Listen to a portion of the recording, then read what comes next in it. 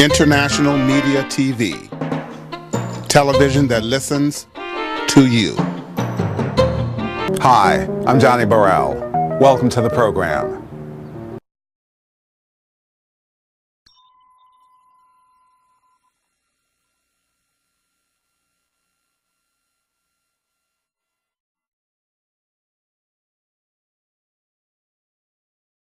Welcome to the Madam C.J.Walker Luncheon. All right, let's bring up the energy in this room. Ladies, you look amazing out there. I want you to get excited. This is one of the best luncheons. I remember I came to the first luncheon. I was probably 10 years old when I was here when I started, but I got this beautiful Madam C.J.Walker pen. I saw these beautiful women strutting down, looking good, looking confident, and that's what I'm seeing here today. 17 years later, Madam C.J.Walker Luncheon is still growing strong thanks to 100 black women of the Bay Area.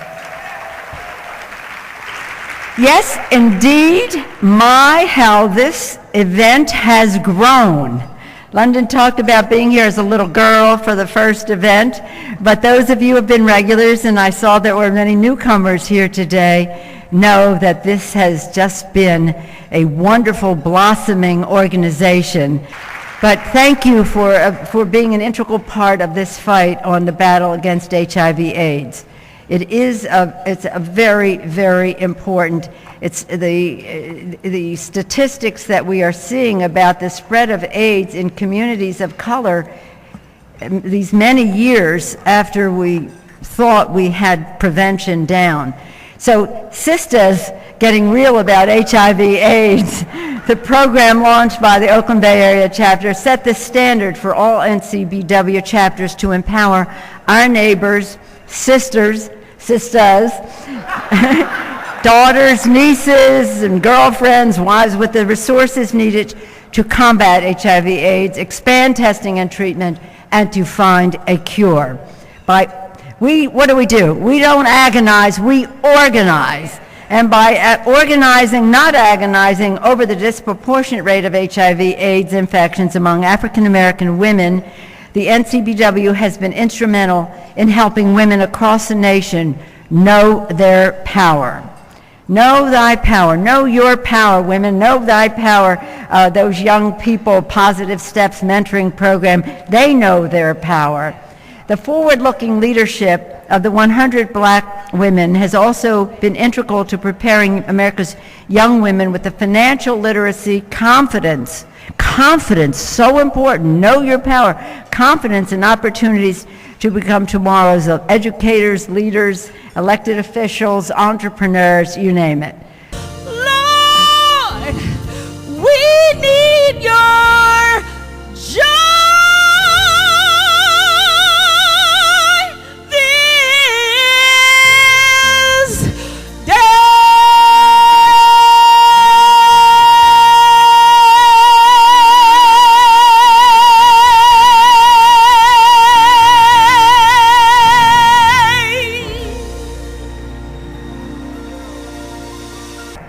So ladies and gentlemen, it is that time where we hear from an amazing young person who is the essay contest winner. She is a part of the Positive Steps program, and although there were some amazing essays that were submitted, she is number one, she's the winner, and we're so very proud of her. But we do want to acknowledge the runner-ups, including Jasmine Edwards and Alana Williams. They tied for second place. And Jasmine Woodruff-Jones was in fourth place, and fifth place was Lauren Bakley. Let's congratulate them all for submitting some amazing essays. As we bring Brooklyn Forrest, age 17, to the podium to read or recite the #1 winning essay of the Positive Steps program. Come on forward, Brooklyn.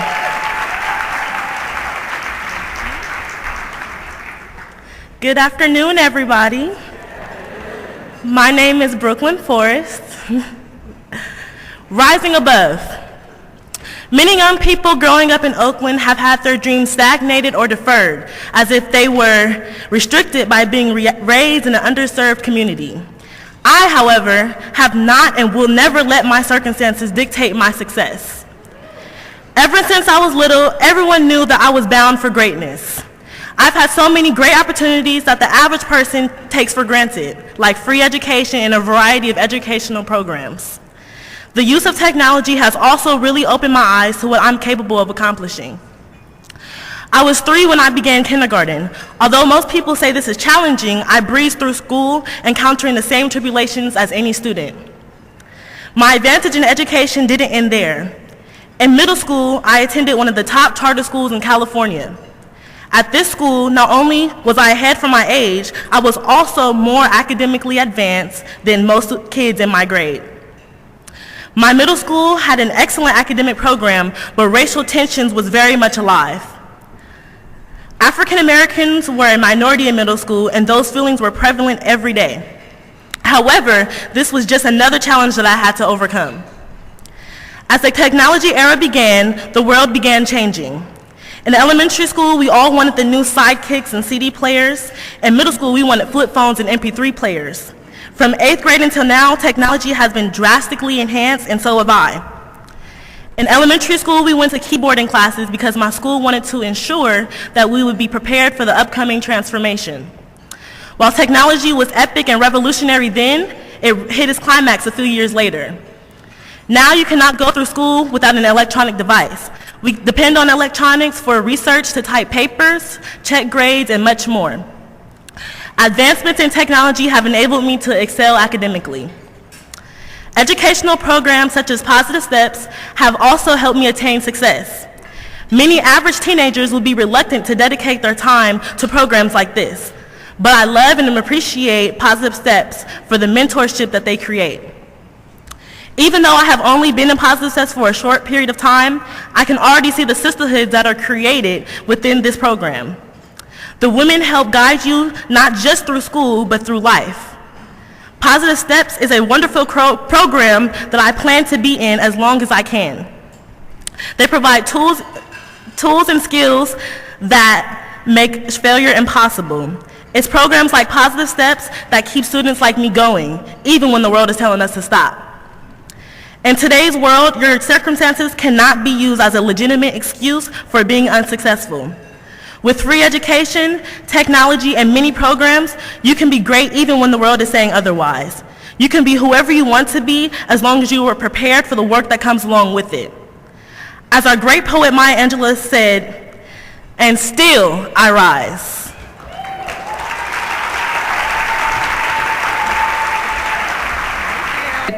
And now it's time to hear from our incredible keynote speaker. Rosalind Hudnell currently serves as the Chief Diversity Officer and Global Director of Education and External Relations for Intel Corporation. She oversees Intel's strategic approach to the development of a diverse workforce worldwide, college relations, workforce policy, and global branding and marketing of Intel's image as a workplace of choice. She has been interviewed by Forbes, CNN, MSNBC, and the Harvard Business Review. She serves on the board of directors for the Center for Work-Life Policy and the National GEM Consortium. Ms. Hudnell has received numerous awards, including Black Engineer of the Year for Corporate Promotion of Education, Ruth Stanish Baldwin Award, the Alpha Kappa Alpha Sorority Community Award, the Sacramento Urban League's President's Award. She's completed her undergraduate degree studies at St. Mary's College and has done advanced study at UCLA Anderson School of Management. Ladies and gentlemen, please welcome to the stage Rosalind Hudnell.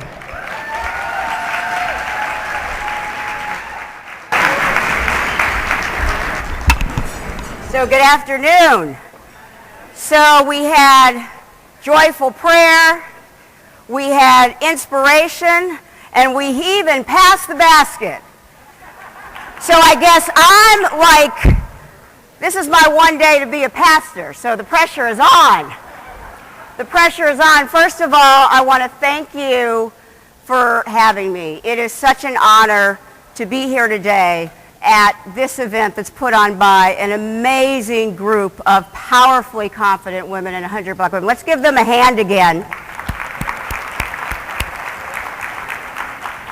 And for me, what is so personally appealing when they called to ask me is about 5 years ago, I do several leadership presentations. I do one on authentic leadership and I do one on high value leadership.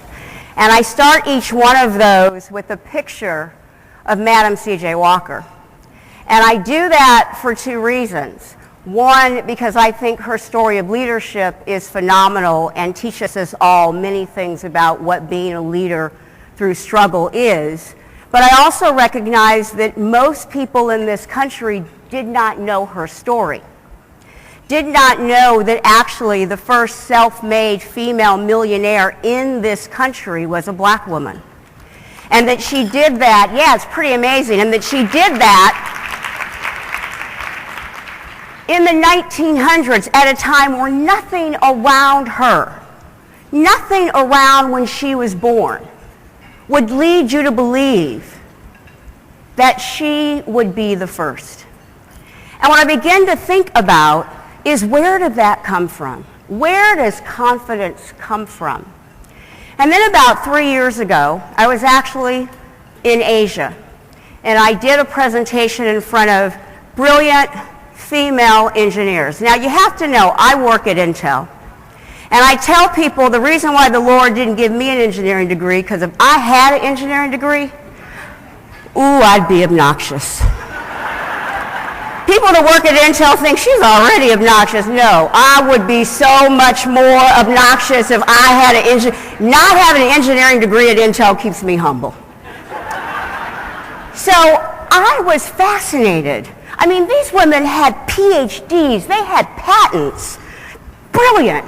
And one of them came up to me and asked me how I was so confident, how she could become so confident. And that struck me, that confidence doesn't come from our job titles. Confidence does not come from our degrees. Confidence comes from a place so personal and so deep in our souls. And those of us that have it and keep it are truly blessed. And I began to think about, when was the first time in my life that I felt truly confident? And when I first felt truly confident, at a moment that the moment previous, I was everything but. And it took me back to 1969. I was 9 years old. Now let me set this up for you. In 1968, we all know what happened. We lost leaders. It was the first time I saw my mother, my dad, and my grandparents cry when Dr. King was killed. It was seared in my memory from that year.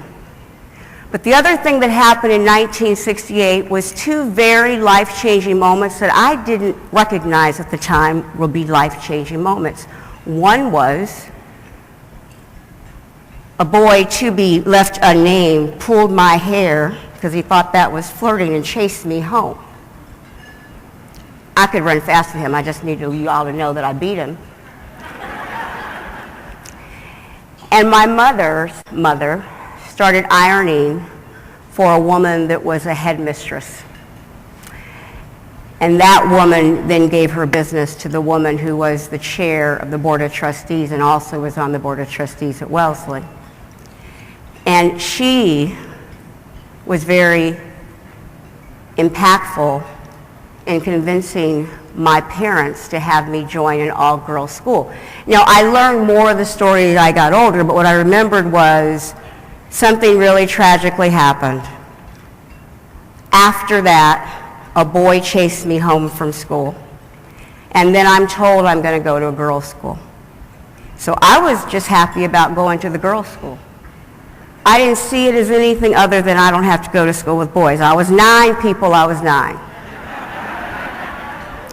So, Then I find out there's something called a mother-daughter tea that we're going to go to. And I don't remember if she said a mother-daughter tea or something we're going to go to, but what was important about this was my mom was doing a lot to get me ready. I got a new dress. It was not Easter or Christmas.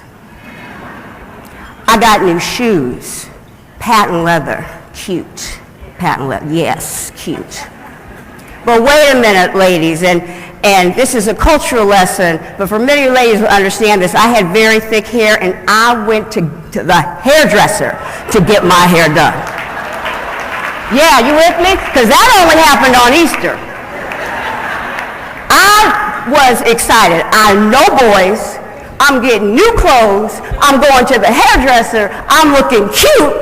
We going up to this mother-daughter tea. I'm confident. That morning, my mother, we get in the Rambler. She stops at the car wash. Now, you know, my parents were teachers. We didn't have money for hair, car wash, and she stops at the car wash. Then I'm thinking, whoa, this is like big time. I'm still confident. I'm looking cute.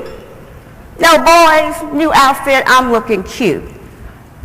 We start to drive, and then we start to drive through this long driveway. And I see this house that is like no other house I have ever seen in my life. It looked bigger than the house that I'd seen on TV that somebody called the White House.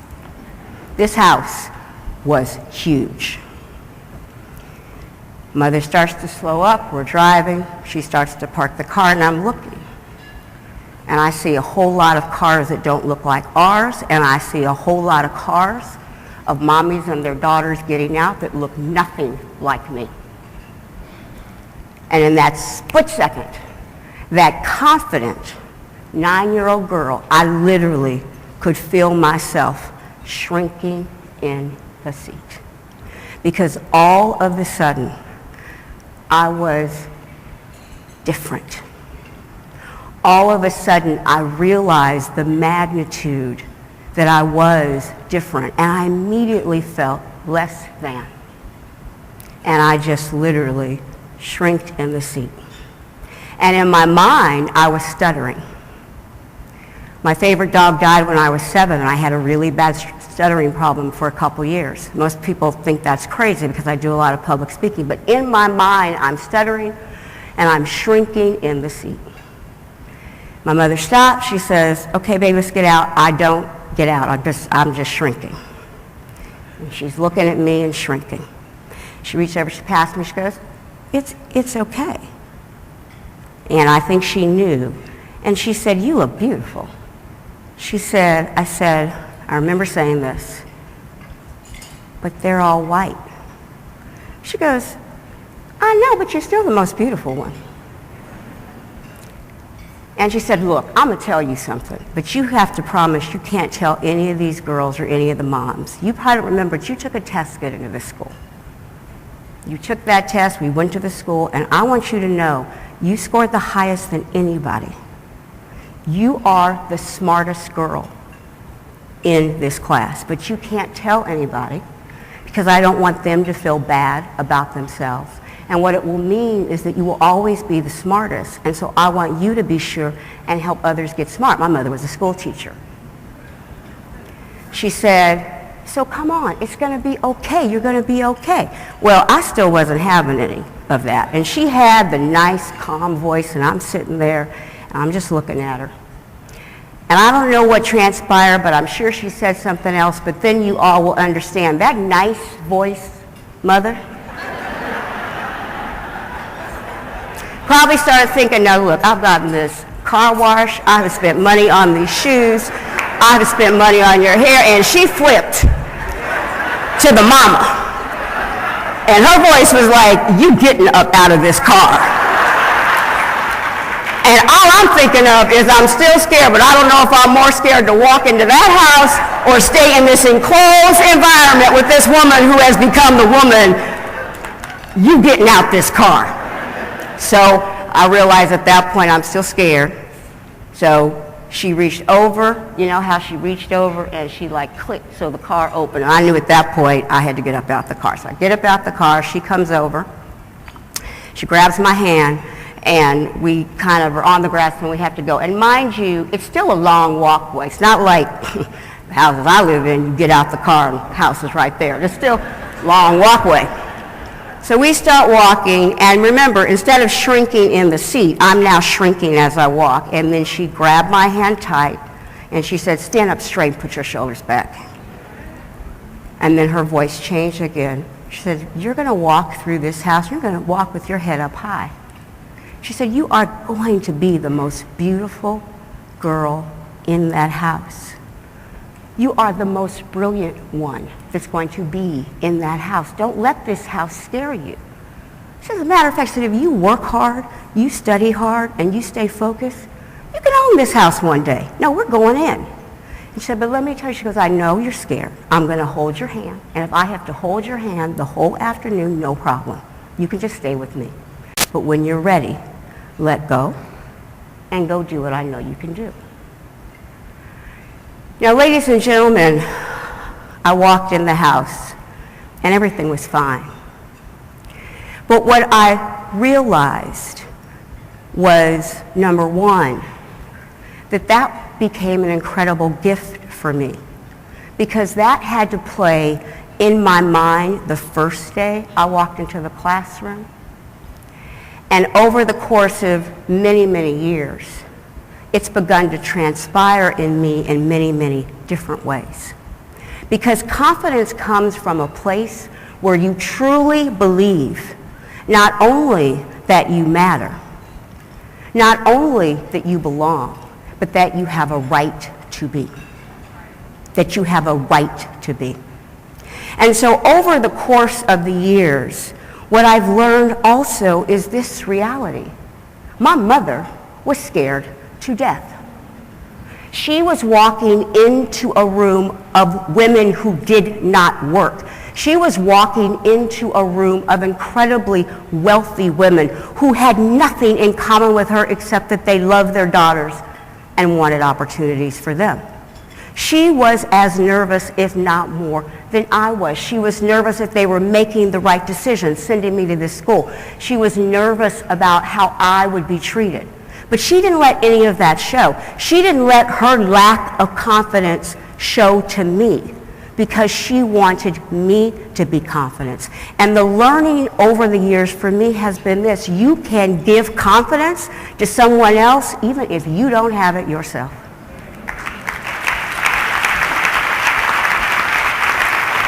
Because what she saw, see, I saw it as a house. I really did. She saw it as a world of opportunity.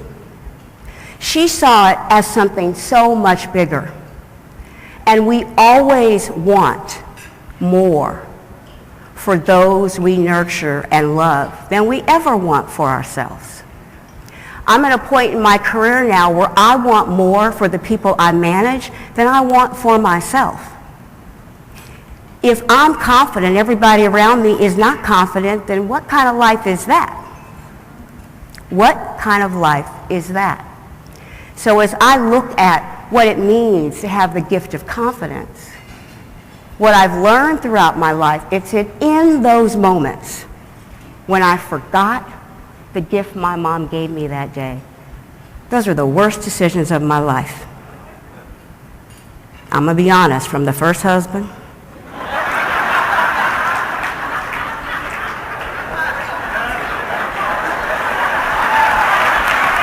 we're in church, we can be real, right? To jobs I did and didn't take. But when I've been confident, when I've remembered what my mother told me, when I had that feeling, I made decisions. Sometimes they didn't work out, but they're the ones where I had no regrets, because I went into it with confidence, with tenacity, and I've learned the most. It's not that you're going to not ever make mistakes, but when you make mistakes from a place where you're making a decision that you aren't confident enough to think differently, For me, that is the worst mistakes in my life I've made. The worst management mistakes, the most personal mistakes. About 10 years ago, it's funny. You know, this is a room of confident people, accomplished people, brilliant. And yet, for our young ladies that are in the room, it's important for them to know that even for those of us that have achieved what everybody aspires to achieve or people think we can't achieve, because this is also a room of proof points of what can be achieved, we all at different times lose our confidence. Or you come into a situation where you realize the magnitude. So about 10 years ago, I've been working on a diversity strategy for Intel for several months, and I was really excited. I was going to have the opportunity to go in and present to our chief executive officer, our chief operating officer, our chief financial officer, chief. And I was excited. I got a new suit. Sound familiar? Got some new shoes. I was looking cute. And, you know, I had made a little bit more money, so I could get my hair done more than on Easter. So I'd gone. I was in R&B, which Intel is the Robert Noyce building. That's our corporate headquarters. And I'm feeling good, and meetings at 10 a.m. And like 9:58 before I go in, all of a sudden, I was that little girl in that seat. I thought, whoa. I could feel myself shrinking. I could feel myself stuttering in my head. All of a sudden, I realized the magnitude of what I was about to go into. Now, I was prepared. I had practiced. I knew what I wanted to do. But all of a sudden, am I good enough? I'm going to be the only one in the room that looks like me. They're more senior. They're smarter. How's it they're going to listen to little old me? They're all technical. They're engineers. Caltech, MIT, Stanford, you name it. What? They're going to listen to little old me. I lost my confidence. And this is a true story. I swear to you, it's a true story. I turned around. I walked into the women's bathroom. Thank goodness nobody was in there, because I don't know if I would have had the guts to do it if somebody. I looked at myself in the mirror, and this is what I said. I said, Rosalind, you're going to be the most beautiful person in that room. You are the most brilliant person in the room, particularly on this issue. You are going to walk in that room, and you are going to own that room today. That moment took me all the way back, and it reminded me that that gift my mom gave me that day wasn't just for that day. And suddenly the house wasn't about the house. It was about you can own whatever you want to own if you work hard and you're prepared for it. And that has truly become my motto. It's what I said to myself in my 3-hour car ride. I just had a lot of time to say it to myself this morning. Because I'll be honest with you, when you present in front of your own, it's a little bit more nerve-wracking than presenting in front of folks that don't look like you. And I thought, what can I tell them? Will my story be enough? Will they get what I'm trying to say? Will they get that this isn't just about our own individual confidence? My call to action to you is you better be giving it to somebody else, whatever the story is. Whatever the story is. Because if you don't have a story to share with somebody that needs confidence, my gift to you is use mine. So we're going to have to practice, because, you know, I practiced it. We're going to practice. We're going to practice. You know, last year, I know those of you that were here, you had Judge Glenda Hackett here. And when I met with her, she double dog dared me. Did she double dog dare you guys? She double dog dared me to scheme and dream. And I figured if I could take the advice of Brene Brown, who's a speaker who talks about how it's important that we go back and recapture our younger selves, recapture the resilience of our youth, the joy of our youth. And after I listened to her, I said, yeah, okay, I'm going to recapture that 9-year-old confident, giggly self. I'm going to combine it with Judge Glenda that told me to scheme and dream. And I'm going to go back inside of Intel and figure out how I can be more giggly and more confident, a schemer and a dreamer, and really help us move forward with diversity even more. And so I put those together, and this is what it is. I am still the most beautiful person in the room.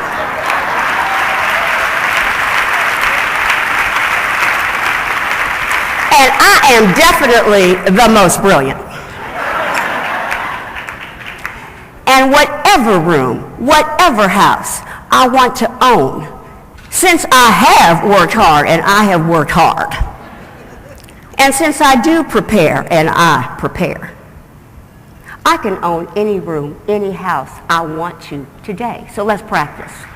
I want you all to say, and you're going to say it to yourself, because I want you to say it so loud so those young women hear us, because they don't think that we need to find our confidence. You're going to say, I am the most beautiful person in the room. I am definitely the most brilliant person in the room. And I can own any room, any house, any day, of any day. Y'all confident? Because I'm getting the sign. The lady in the red is giving me the sign. It has been such an honor.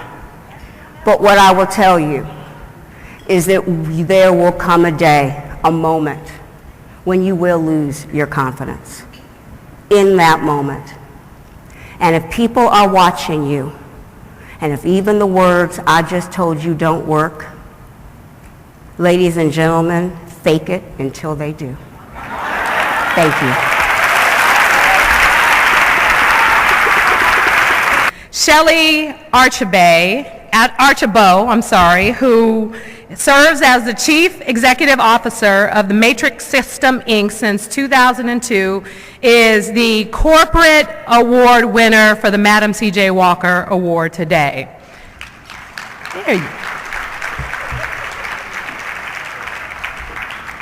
Archibald, am I getting it right? Archambault, you got it. Archambault, okay, thank you. Phew. Archambault serves as the Chief Marketing Officer and the Executive Vice President of Sales of Obsware, Inc. since April of 2001. She served as the Chief Marketing Officer of North Point Communications from 2000 to 2001. And from May of 1999 to 2000, she served as the President of Blockbusters.com, the e-commerce division of Blockbusters, Inc. How many of you remember Blockbuster? Long time. That was my store. She spent 15 years at IBM in various sales, marketing, and general management executive positions. She's co-founded Bankers Trust Venture Partners and served as its partner. She was also employed at North Point Communications Group, Inc., where she served as the director of Matrix System, Inc. This woman has been real busy. Real busy. She has an incredible resume. She's worked with Verizon Communications since December 1st of 2013 and served on the board of directors for the Silicon Valley Leadership Group, the IT Senior Management Forum, the Forum of Women Entrepreneurs, and the Council and the Women's Council of the Board of Trustees for the University of Pennsylvania. She served as an independent director, and this is exactly why she deserves this award. She has sat on the Council of Foreign Relations and has been inducted into the National Hall of Fame for Negro Business and Professional Women's Club, and you can read more about her in the program book. Ladies and gentlemen, today's corporate award is presented to Shelley Archambault. Very good.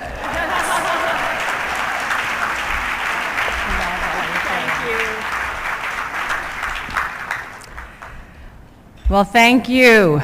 Thank you, first of all, to the 100 Black women of Oakland for this award. I want to thank my fellow awardees as well. And I want to thank all of you for participating in this amazing event today. Don't sit and wait for opportunities to come to you. Get up and make them. That is my favorite quote of Madam C.J. Walker, and it represents a theme that I've indeed tried to live my life around. For making opportunities is just like making your own luck. It's making sure that you have the skills, the capability, and the experience when a situation of opportunity presents itself so that you can take advantage of it. That's what opportunity is. That's what luck is. And I will tell you, there is luck and opportunity out there for all of us. We just need to be confident and make sure that we're going after it. And we also need to make sure that we're willing to take the risks that taking these opportunities represent. For many women, and frankly many women of color, taking risk is not our forte. So I want to use my 30 seconds on the mic and encourage all of you to step forward.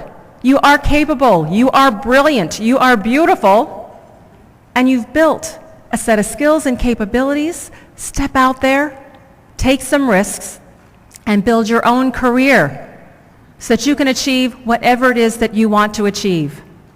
When I was young, I remember people asking me, "Oh, little girl, what do you want to be when you grow up?"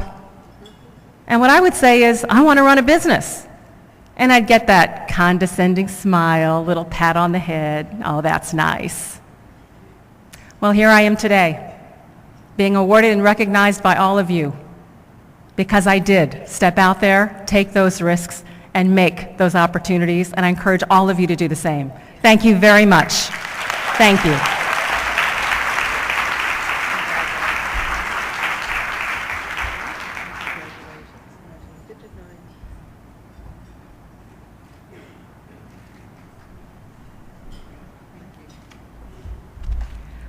Congratulations again, Shelley.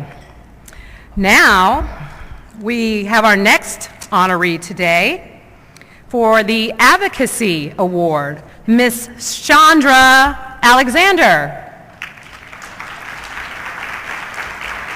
Chandra is the Executive Director of Occur, and she brings over 30 years of commitment, experience, and dedication to the nonprofit and faith-based communities of the Oakland East Bay area. As Executive Director, she moved Occur's mission forward by leading the programs and services that help to create communities of opportunity through strengthening individuals, families, and organizations. A tireless advocate of low-income communities of color, Chandra's major goal is to encourage all stakeholders to emphasize social justice as a core value in their commitment to achieve success, excellence, and sustainability.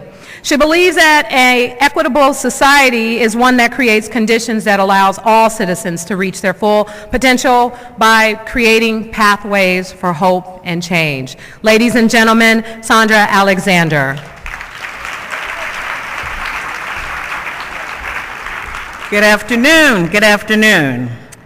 I am honored and grateful to have been selected to receive the Madam C.J. Walker Advocacy Award today. It's one of the most meaningful awards that I've ever received because of her great legacy. I congratulate Oakland Bay Area chapter of the National Coalition of 100 Black Women on 17 years of keeping the legacy of Madam C.J. Walker alive and thriving. This award is also especially meaningful to me because I worked with the late David Glover, whom most of you knew, for over the past 30 years. David spent a lifetime advocating for all, and I learned many important lessons from his pioneering and his visionary leadership. I'd like to leave you with a quote from Madam C.J. Walker. "I am not satisfied in making money for myself. I endeavor to provide employment for hundreds of the women of my race. I want you to understand that your first duty is to humanity. I want others to look at us and see that we care not just about ourselves, but we care about others." I, Chandra Alexander, humbly accept this honor on behalf of Occur and the late David E. Glover. Thank you so much.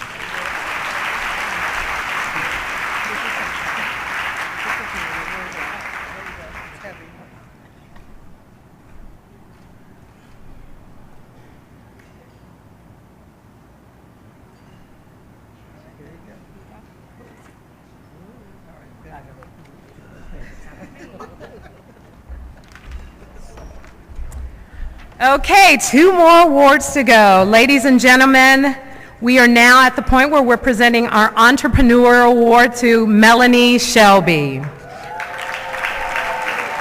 Melanie Shelby of Gray Gear Shelby and Vaughn LLC, a minority and women-owned public affairs firm. Melanie is an award-winning professional with a 20-year track record of exceeding business objectives for top-tier organizations such as AEG, Allstate, California Department of Insurance, Comcast, National Black Caucus of the State Legislature, PG&E, State Farm, Southern California Gas Company, and others. In early 2015, the powerful women of the Bay Area honored Melanie with the C. Diane Howe Small Business Award. She resides on the dynamic leadership team at Gray Gear Shelby and Vaughn LLC, a minority and women-owned public affairs firm. GGSV, that sounds like SWV, but it's GGSV, specializes in government relations, outreach, and supplier diversity. The firm uses its platinum network to create victories for clients by influencing decision makers, mobilizing constituencies, and shaping public dialogue. Ladies and gentlemen, let's give a warm welcome and congratulations to Melanie Shelby. Good afternoon. Okay, let me hear you. Good afternoon. First and foremost, it is such a pleasure to be honored by the Oakland Bay Area chapter of 100 Black Women. I attended this event for the first time in 1999 when you all were at the Hyatt Embarcadero. So to watch your trajectory and evolution over these years and to be recognized for the things that we do every day, it is truly an honor. I am the face of GGSV, but I am not the force behind the machine. The person who really makes things happen is my business partner, Kimberly Register Childs. Who would know, Kim, that Kim and I met at the age of 10, and who would know 32 years later, 2 little black girls from Sacramento would be leading multinational billion-dollar entities and helping them navigate complex situations. Kim, you truly are the force behind our firm. I also want to recognize my parents who unfortunately today weren't able to be with us. We have experienced 2 deaths in my family over the course of the last 4 weeks. They are burying my uncle. And so when you really think about what you've accomplished, family always comes first. And I articulated to them that it was important for them to be there. But I have a host of family and friends who are at table 34, and you are so incredible and amazing. It's interesting, I was sitting back and saying to myself, you know, if I had 5 minutes with Madam C.J.Walker, what would it be that she would impart on me? And I think these are a few things. She would say, plan B, have one. It's imminent that you're going to fail. She would also say, we need to lift each other professionally, personally, and spiritually. Don't be an island, connect to other people. She would also tell me that you have to be your authentic self, because that's the only person you could ever be. She would also articulate what my good friend Roz Hudnell said today in terms of being confident. Know your value, because no one else is going to bring that to the table. Last but not least, she would say, put God first and your family second, because in the darkest and the brightest of times, that's all you have. Thank you so very much. Okay, last but certainly not least, I'm really excited about this person who is receiving the Pioneer Award, not just because of the amazing work she does, but because she lives in my district and she votes for me. Mary Ann Jones has over 20 years of experience and knowledge as a clinician and an administrator in senior management positions. She became interested in healthcare management and advocacy through her work in the San Francisco Department of Public Health AIDS office in the late 1980s. From there, she would go on to work as a research assistant in the Bay Area Prenatal AIDS Clinic at the University of California in San Francisco. Her role was vital in the first AZT study with pregnant women, the Bayview Hunters Point Alice Griffith crack cocaine program, and the Family Addiction Center for Education and Treatment with pregnant women who were addicted to crack and heroin. Her dedication to women's issues such as sexual and domestic violence earned her special recognition and provided her with an avenue to shape public policy, as she was appointed by then Governor of Florida, Jeb Bush, to serve as his vice chair on the governor's task force on domestic violence, one of the few things he did right. She has served on the Florida leadership team of the Family Violence Prevention Fund and board president of the New Sudan Generation. Her work in grassroots program development, sexual violence, and mental health care literacy extends around the world and includes India, Pakistan, Brazil, Africa, and the Caribbean. And I just want to take a moment, a privilege, to thank Marianne for all of her hard work. There's nothing that this woman can't do. When we talk about the challenges of violence in our community, she's the first one to step up and to provide mental health services and support to our young people and their families. She's been amazing to work with. She's a true inspiration. Ladies and gentlemen, the Pioneer Award for the Madam C.J.Walker Pioneer Award goes to Marianne Jones.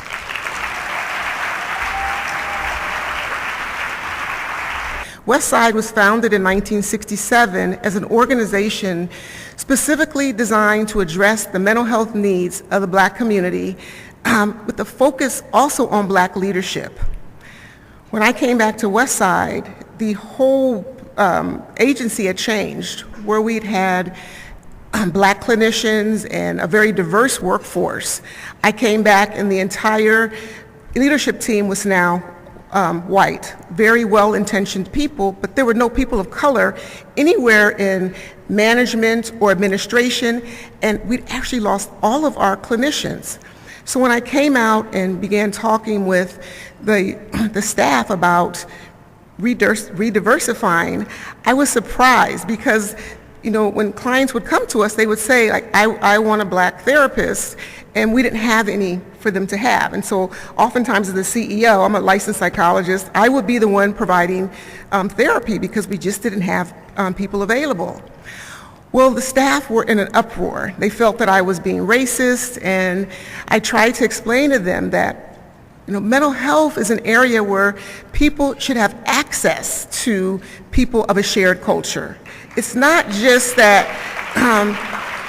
I would assign someone a Black therapist. It's that, you know, if a grandmother comes in, I want to assign an appropriate person, or I want to at least allow that person to have access to someone who may be in her same age range, and not have, say, a 22-year-old intern working with a grandmother around her sexuality or other issues. Okay, sorry.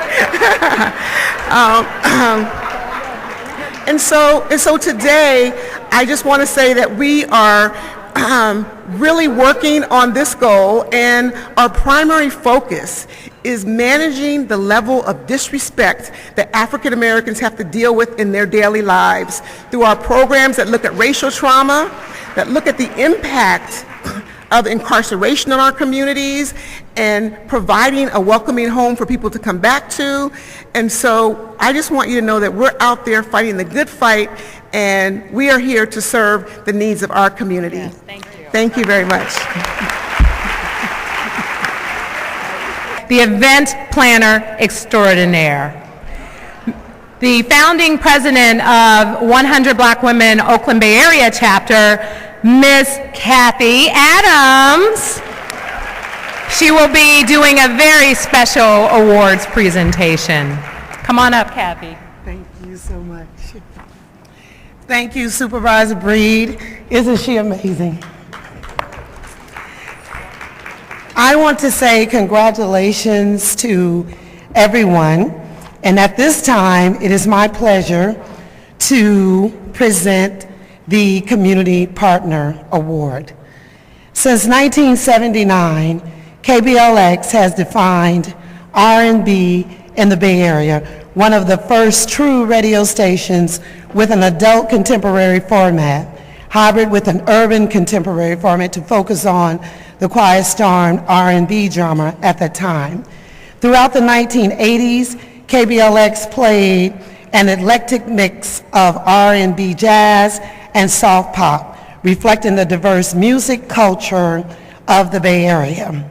In the 1990s, the station modified its format to urban AC while continuing to play jazz in rotation, and this practice of mixing R&B and jazz occurred on a few urban AC stations. Transitioned into true urban AC stations, playing current and old R&B, and as well as on-tempo R&B songs. With over 300,000 weekly listeners, KBLX is a strong heritage brand with over 36 years of connecting advertisers with a valuable, growing, and multicultural Bay Area audience. KBLX, new broad appeal, KBLX resonate with the entire multicultural Bay Area market, playing some of the biggest R&B artists from the 70s, 80s, 90s, and today, like the Commodores, Usher, Chaka Khan, Michael Jackson, Earth, Wind & Fire, Beyonce, Prince, Whitney Houston, and many more. Not only is KBLX the station for the Bay Area favorite old school and R&B, they bring one of today's biggest celebrities to our audience every morning with the Steve Harvey Morning Show. You listen in the morning to get your day started. You ease through lunch at noon. On the way home, dealing with that long commute. And well after that, just chilling and finding your own moment, whatever it may be, listening to KBLX 102.9. You heard it here at the 17th Annual Madam C.J. Walker Business Community and Recognition Awards Luncheon. So help me celebrate and present Community Partner Award 2015. Let's welcome KBL's family to the stage to accept this award. Nikki Thomas, my dear friend Jerry Dove, Rick and Russ of the world famous Rick and Russ Show, and all of my wonderful friends here. I want to call their names. Sterling James is not here, but we love KBLX. Let's do this. Thank you. Thank you, Kathy. We were all over here laughing and giggling about what we were going to say because we heard all these important speeches. I said, I know just what to say. Stone sold tickets for everybody. Here we go.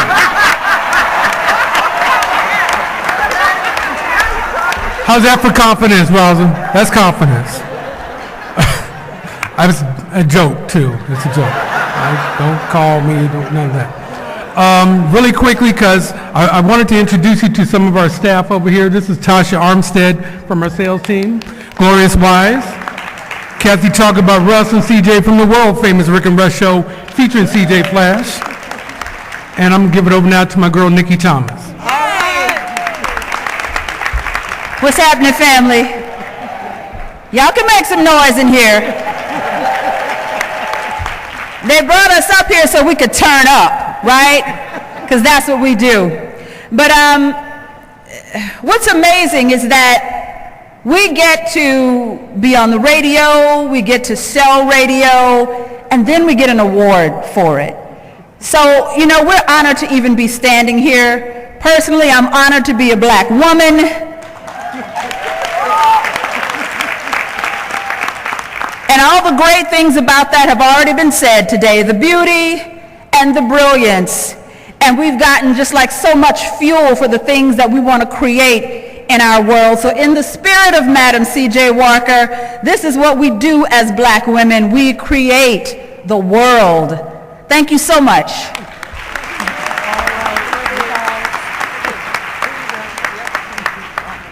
At this time, I want to bring to the stage our wonderful president, Ms. Cheryl Perry-Lee. Thank you, Ms. Kathy. Okay. It's been a good afternoon, and it's my extreme pleasure to announce the 2015 President's Award, which is presented to the most outstanding member of the chapter. This individual clearly has been a contributor to this chapter and works extremely hard. She is always there when you need her. The recipient of the 2015 President's Award goes to June Bullock of Charles Schwab. Okay. That's why she's won, because she's outside working. So it is our pleasure to present this to June Bullock. This is her beautiful daughter. So you get to say something on behalf of your mom. Okay. Go ahead. I would just like to thank you all for the opportunity. It's a pleasure and it's humbling to be of service to the community. Thank you. All right, you take this stool. Okay. Oh. Here's June. Oh, June, go ahead. Wait. June was outside working. Go ahead. Many of you who know me know I usually am not short for words, but today I am, and I just want to say thank you for everybody, and thank everybody for their support, and continue to support the organization. It's near and dear to my heart, and I hope you feel the same way, and again, thank you. So at this time I'd like to bring up our keynote speaker, Ms. Rosalind Hudnell. What a great job she did for us. And now I know how to be confident wherever I go.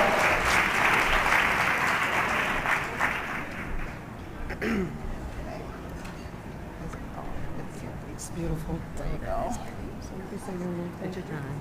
Yep. Oh, in the picture.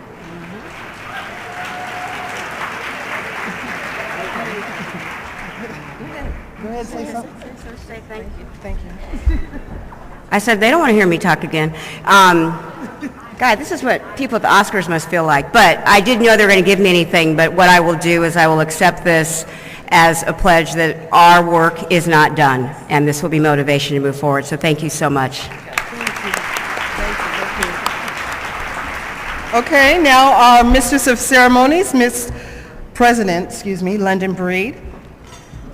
On behalf of the chapter, we want to present this to you, a small token of your appreciation for your hard work today.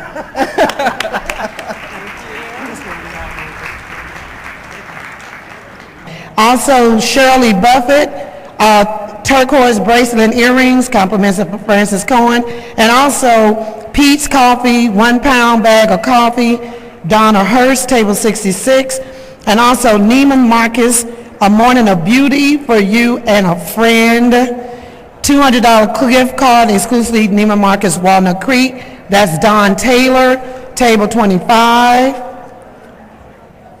Don't say anything, Brenda, I'm almost there. Chicken and waffles for 2. I gotta stop eating, I ate there last week too.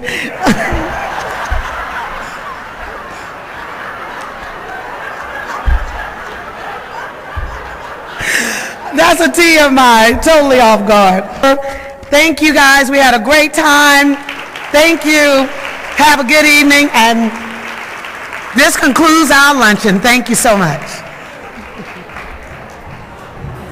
This was such an amazing and inspiring luncheon. We had some incredible speakers, incredible honorees, women that are making a difference in our communities everywhere. It's important that we continue to support this organization and all that they do to support young women and their future development so that they are the next generation of leaders to take over. So thank you for being here. I hope you enjoyed it as much as I did. And congratulations to 100 black women of the Bay Area. We appreciate you and all the work that you do to take care of our community.